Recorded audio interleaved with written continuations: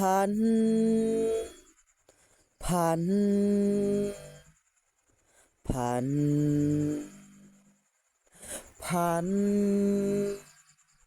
ถ้าเจ้าพันอยากใหญ่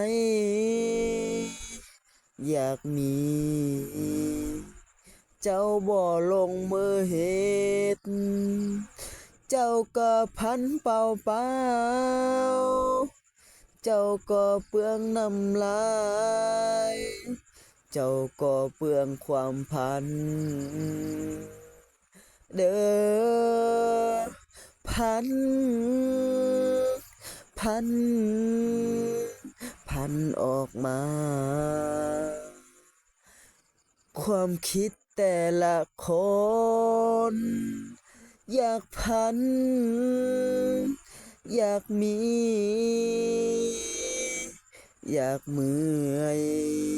ครั้งเดียวก็จบพันพันพันไปพันมาบ่มีประโยชน์อีหยังพันพันพัน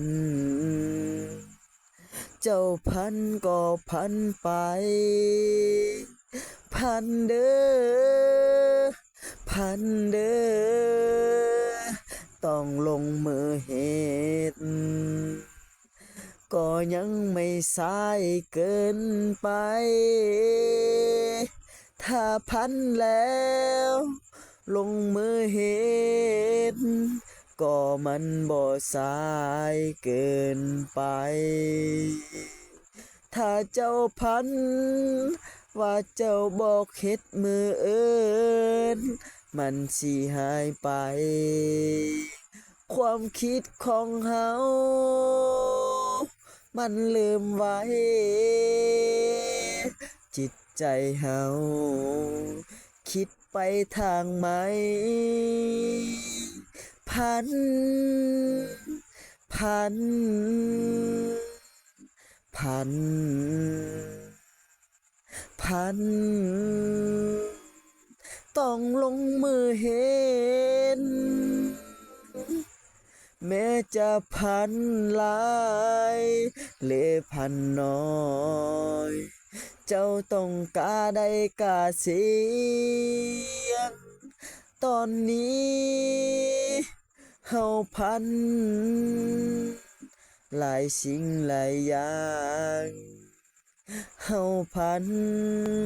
แต่เฮาลงมือเฮ็ดมันจะมีถ้าเฮาบ่ลงมือเฮ็ดแค่พันเปล่าเปล่าแค่เสียน้ำลายเด้